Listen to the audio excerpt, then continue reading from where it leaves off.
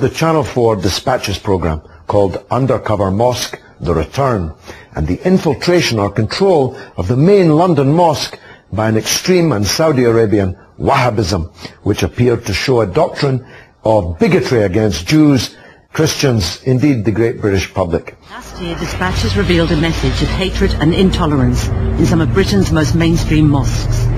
We Muslims have been ordered to do brainwashing.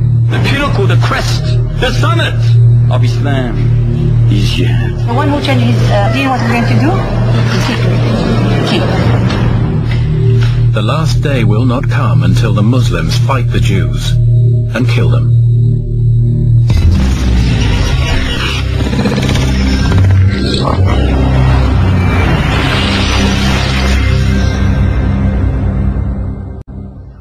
Now, David Henshaw of Dispatches, welcome to The Real Deal. Earlier I mentioned my concerns that your undercover style in this undercover mosque program was in danger of being seen by Muslims, already a beleaguered community, as being just another piece of the open season against them as a whole. What would you say to that? Well, I think the violence was in the language of what was being said.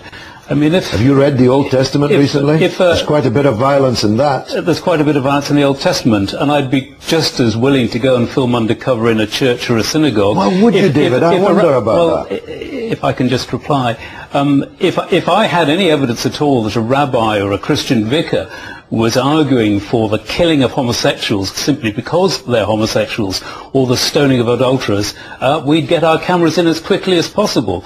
These are very, very violent pronouncements, and it was very important to get the hard evidence that they were being repeatedly put forward on camera. Having got them on camera, and having put the film together, we then approached everyone we'd filmed and said, all right, let's hear your response. Let's hear your side of the argument. Some of them responded, some of them didn't. Those who did respond, we included their responses in the program. Yes, but I mean, the mere reading of the Old Testament would be to make a pronouncement about the impermissibility of homosexuality, for example. When did you last hear a vicar calling for the stoning of adulterers?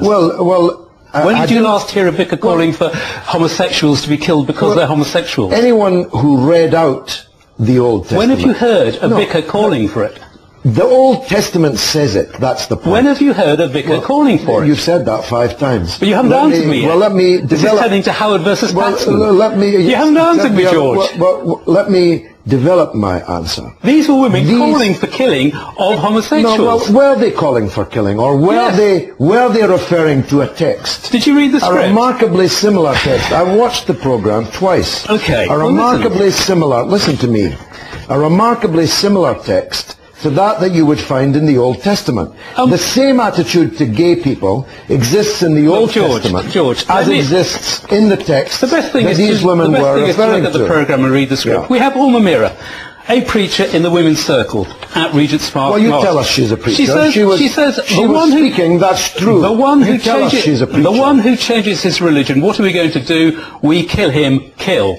That's what the text says. The point I'm making is that you only filmed it because it was Muslims. And you've confirmed it with your attitude in this interview today. It's Islam that you've got a problem with. It's Muslims that you've got a problem with. You don't hunt the Christian bigots in the same way. You don't hunt the Zionist Jewish bigots in the same way. And can I ask you for the 6th time, when did you last hear a vicar calling for the stoning of homosexuals? I don't myself go around listening for either vicars or rabbis. Well, here's a challenge, What George. I do know... Here's a challenge, George. I do know is you find me a rabbi or a vicar who's calling for the killing of homosexuals because they're homosexuals, or the killing of apostates because they've left Christianity. Well, you don't know. We'll go and film them.